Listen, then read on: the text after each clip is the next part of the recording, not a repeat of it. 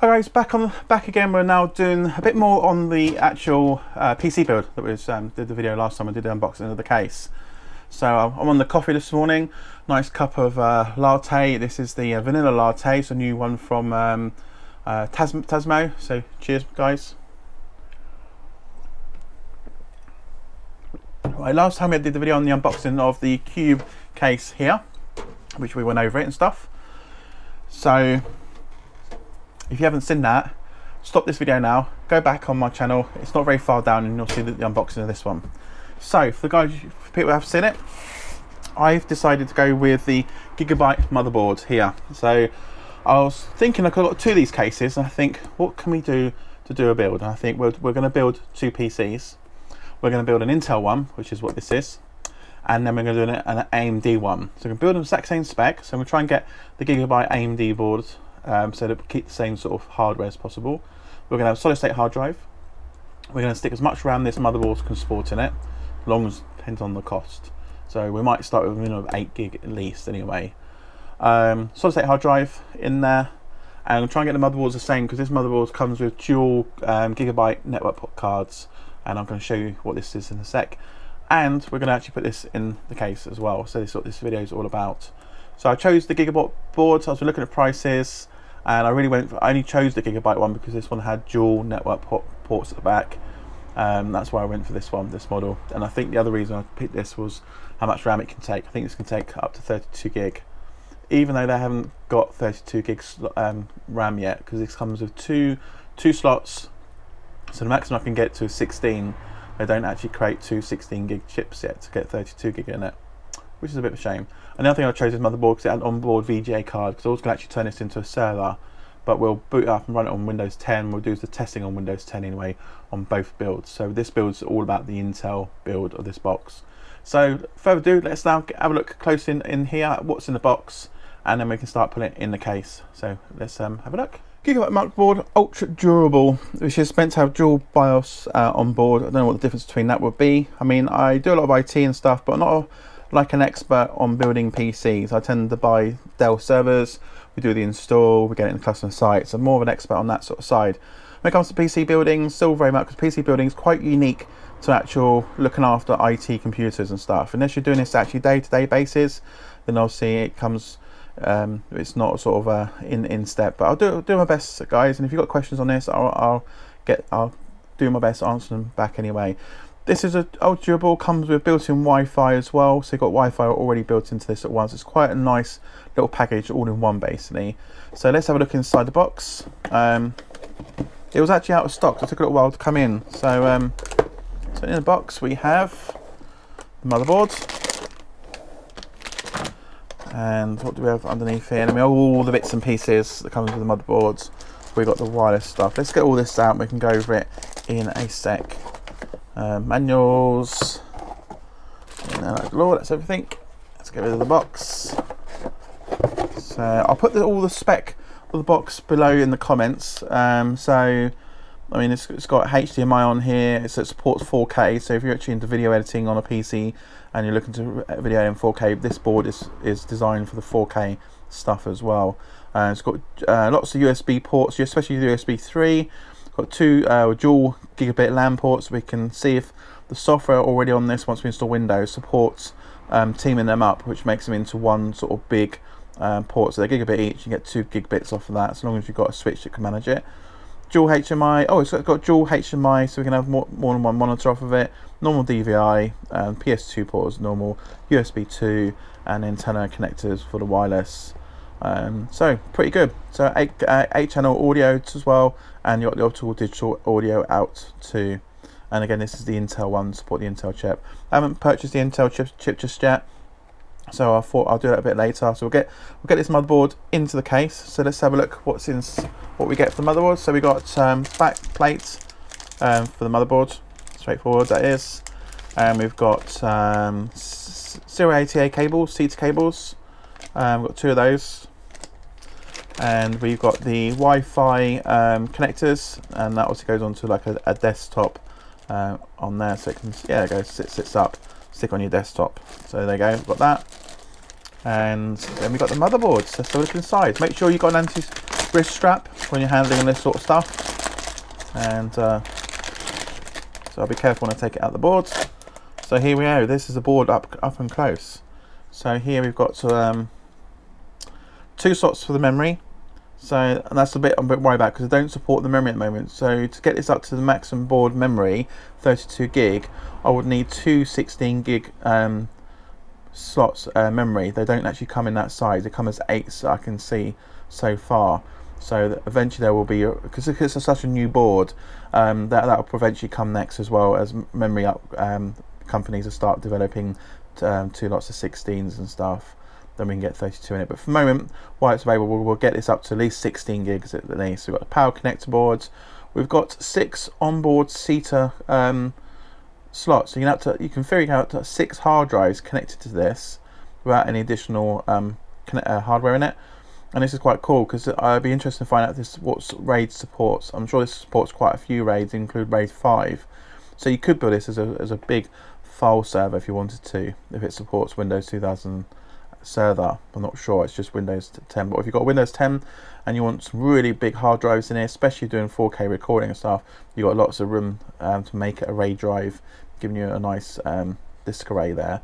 So we've got another slot at the bottom here for additional video card, because this will support one of the top range video cards.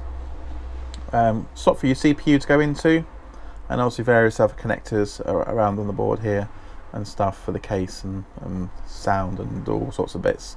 There's fair bits on here as well. Again, I'm not massively technical, so I can't go into all the chipsets and all that stuff, but I mean, I'm just learning and teaching you guys as if you're like on my sort of skill level or a little bit less, so it doesn't really matter if you're getting into this anyway. So look at the board, actually the board looks slightly bent. It's if there's too much components on this, causing it to bend a little bit, but oh well. So on the front here we have, as I said before, we've got the audio here with the optical. We've got 4 sets of USB 3 ports, which are really good high-speed ports. Gigabit ports for the Ethernet. Dual HDMI ports here. We've got normal DVI here. Got the wireless connectors here for your wireless connector, it's all built on board. Standard USB ports as well. So on here you also got connectors here for additional USB ports straight to the case. And that's the wireless connector. So if you decide you don't want wireless on here, you can actually physically remove this off the board if you don't want to. But it's good as a backup, so if you do find your cables go down, you could get a wireless backup as well. But I'm just going to disable that when I get it all installed and just use the gigabit ports to get as much speed I can out of the network. It's important, especially if you've got a NAS drive you need to connect to. You need a fast data rates across that as well.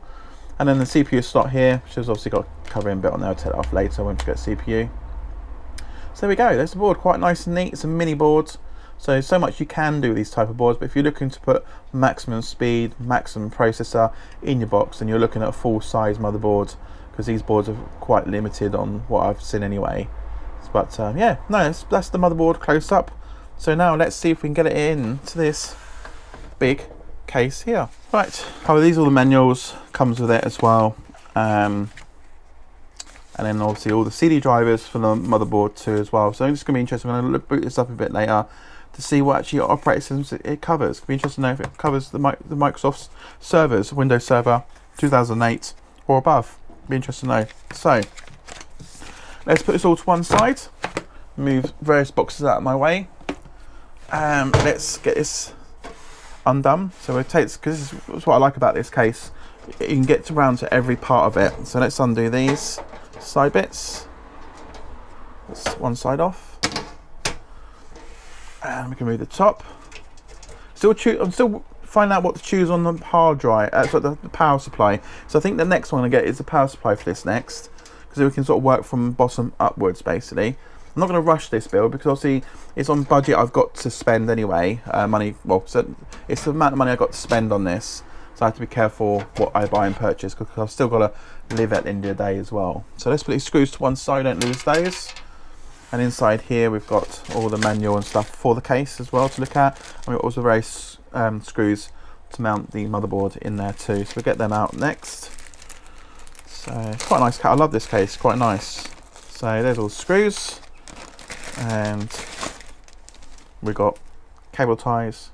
Make sure I've got lots of cable ties to hand, because I brought extra cable ties right up on my bench so you never know what you need, all this sort of stuff as well. So there's all the instructions to how to take your case apart as well. So put that to one side, and we lift her over. We can also take the bottom off too. As I say, I've got two of these, so we can build an Intel and an AMD version of this as well, which would be quite fun. Then we can compare speeds. What's the best one? Is an Intel good? Is AMD good? We'll keep all the components the same, and then we can compare the speeds. So now if I put this up the right way, oh, and pull these cables back a bit. There we go. So that's where the motherboard's going to fit in here. So that's where it's going to be screwed to. So what we need to do is line the board up. Nice and easy. So take the board, line up inside, and it should just fit on the first holes. Got little hot adjacent holes here. Okay, and you can see how it looks as it fits in there. So there you go. So we need to put the black, the motherboard back plate, we call it, this little thing here. So this needs to go on first. So let's undo that, because you don't want to leave it like that, because it's going to look horrible, all jagged bits and pieces, and plus it'll help with the airflow when you've got all the ports in the right places. So we'll put that in place first. So we just quickly line this up to sort of see where it's going to fit. So that's going to fit on that side. So we're going to have to remove the motherboard from there for a minute. Take the plate. Oh, we need to make sure there's nothing on that plate we need to push out to make sure it all fits, all the holes in the right places. Sometimes you might have to move something, but no, all perfect fits in there nicely. You can see there. So we know which way it goes in. So put from behind the case, we slot it in. It should just slot in. There's no screws needed for this part. It should just literally a little bit of a push, just clip in like so. Okay, to make sure it's all in right to the top. And notice on the back of this, it has a bit of padding for the motherboard and a bit of sealant as well. So it's not all metal against metal and stuff. Actually, you really need to read the manual. These screws are actually the hard drive screws, hence the little rubber bungees on them for the anti-vibrations and stuff. And these are the screws for the motherboard to go in. So I got that wrong. It's ages since I've done one of these, so I'm learning as I go as well. So you can both do two things. You can put these cables on now on the motherboard, because there's plenty of room in on there, and they're giving you plenty cable length on the cables here as well to play with. So you can do that now or do afterwards. So what I'm going to do them afterwards. So we're going to mount the motherboard in. So slide her in, line her up with the holes on the back of the case, give a bit of a shunt forward, and it should all slot in nicely. There we go. So there you go. So now we can see that. So that's the motherboard in, nice and easy there. And what I'm going to do is I'm going to get these screws in so we can get them into place. You might have to sort of give the motherboard a bit of a push forward so the holes all line up correctly, and then get your screws in as well. So it's nice and easy that way. So I have a screwdriver, hopefully magnetic. Is that magnetic? Yay! We get the first screw in the back here. So shunt this forward a bit. Yep. Get a bit of technique going here.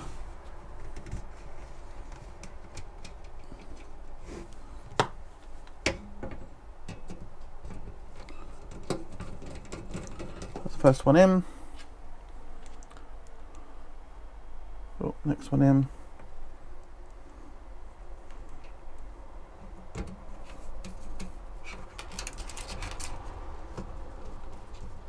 I'm not going to screw them down properly, just get them in position, into line. So all lined up ready. We've got another one here. Should change the head of the screw. The front two then should line up perfectly as we are there. And the last one, at least, is one back here. So there's only 4 screws on here to use. Don't tighten too tight, hand tight is enough. So obviously it's not going to be lugged and shipped around. And they've got grips on the bottom, so they shouldn't come out with vibrations. So nice and easy, nice hand tight. Don't over tighten it, because you can end up breaking or cross-threading the screws. Nice and easy there. There we go. So that's the motherboard in there. So you can see motherboard in. You can see it fits in quite nicely. So quite nice there. There you go. Pop a better view of it. So screw there, one here, one in the corner down there, and the other one's in the corner here. So now we're going to put the cables, connect the cables up, and that's what the back of it looks like now. As you can see, they're all properly lined up in their right holes and stuff. There you go, it all clips in, get a bit of that sort of look like popped out, but you know, it's all in there nice and flush now. Hey, not bad so far. And that's where the power supply will go at the bottom here. And then obviously, if you look on how this sits, because you can have a CPU in there and have a real nice big CPU heatsink, because it can tower right up to about here. You've got all this room here with additional fans you can have in there, because obviously you've got a big fan on the side here, so it's going to blow inwards right across the CPU, because there's plenty of airflow space for it to keep it cool straight out the back. Looks quite nice for that. And you've got all this nice free space at the bottom here to play with cables and high cables and stuff. And you've got your hard drive slots. Apparently this will take 5.5 inch and 2.5 inch, so laptop size drives or normal size drives in this. I think with the laptop size hard drives you can probably fit maybe 2 to 4 of them in here, but with normal size hard drives up to 2 maximum from what I can make out from the manual. So from here I'm going to install these cables, so one at a time. So we've got the check on there, it always says like the audio cable, and the audio cable only goes one way round because it's got a pin missing or blocked off on there, so you know which way they go around. So check the pins on the holes where you're going to install it. It's going to be installed on here. Pins showing it's on the left hand side, so we can then now plug that in gently. Be careful not to actually break the pins or bend them, because it can cause a problem. So get that in the right, give it a push down, it fits nice and flush. There we go, so that's one in. And then we've got the big chunky cable here, which is for the interface controls, USB and stuff like that on the front here. So that only goes in one place, from what I can see. So let's put these down at the bottom out of the way with. Look. So that one goes, again, it only goes one way round. It's got a little lug hole here, so it only fit one way round, and it only fits one connector on the board, which is this one here. Match it up, and then we can slide in, make sure the pins are all there. Yep, and we've got one pin at the end, so that's all the way around, and it clicks into place. So nice and neat, so that's in there. And then we've got 2 more cables to do. Oh, I'm throwing all the screws everywhere. Some of these screws out of the way with.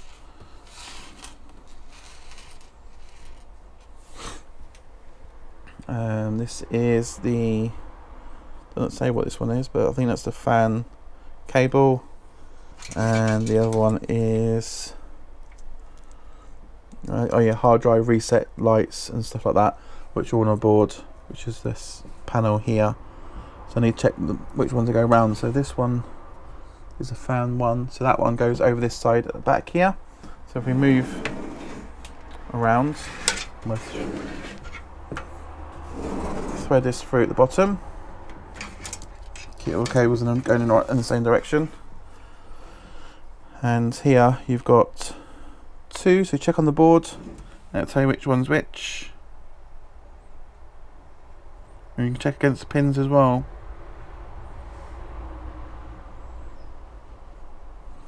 There you got more pins. I'm going to check with the motherboard where this one goes, and I'm going to check on the motherboard instructions on where this cable goes as well, and I'll get them in the box as well. So these ones will go at the front here, quite fiddly, so it's very hard to show you. So this cable I have here, they will go on these connectors here, so make sure you've got them all the right way around. The motherboard will the motherboard manual will show you the right way around to put all the switches in place. And I'm sure this is the power cable for the fan for the front here, so I can't remember which one it is on here, but I'm going to check with the motherboard to see where it is, to make sure they are the fan ones, and they can be pushed in. Because you've got 2, you've got a white one and a black one here. I know one will be for the fan for the CPU, and the other one will be the fan for the front case. So I just need to know which way around it is. I'm sure the black is the black one, on that side there, and this one here. So there you have it. So that's the motherboard all installed. So we're getting there with it. Not sure about it because these cables are quite stiff, so we'll find a way we can mount them out the way with, so it's not actually in the way of the front fan here. So we're a bit of playing about with. But I think I'll worry about more about tying up the cables once we've got the power supply in, because that's going to come with lots of cables as well. Because you're going to have the cables for the hard drives on the front here. And I've got a spare hard drive somewhere. I can show how it matches in. Yep, we got one up here. Let's just quickly grab that. So if you've got a big size hard drive like this, those will be mounted one in each there, so you can get one on either side. And there's a way of putting small hard drives in. I think they can be mounted on both sides. So that's the case, so you can put the big size hard drive to here, so they're mounted like that, right side there, nice and easy, and that'll stop back in there. Or if you've got the laptop size hard drives, they mount on the back here. Or what you could do is you could have, the way this is designed, you could have big hard drive mounted on the front, flip over, and you can mount this another hard drive on the back here. So you could have to have up to 2 normal size hard drives and 2 laptop size hard drives, because you've got enough CT cables on board. Plus when you get the power unit, there'll be enough power source to power all these up. So you can have 2 solid state drives being your main OS drive, and then 2 big storage drives, maybe in a mirrored format for your data. So you could do it that way around.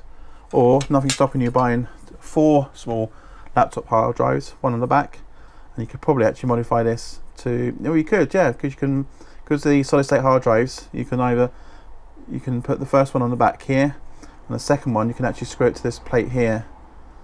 So you can have four smaller drives on here as well, and that fit in there quite nicely. So I think that's what I might do, put 4 hard drives in there. They sort of just pin back into place here, push down, and it clips into place and screw it back on. So there you go. So we can actually fit quite a bit in here. So any questions, guys? Remember to subscribe, like my videos, any quick information, subscribe, comment below, and I'll answer as much as I can. So that's the installing the motherboard into the cube case. We'll order the CPU, the PSU power supply unit for it next, and I might then start looking at processors as well. So all this stuff here will go up on my website. So the motherboard, the specs, where I purchased it from, the cost, will all go up on the website. With everything we've purchased on there. So that then once you've done the final build, you can then see exactly how much this actually cost.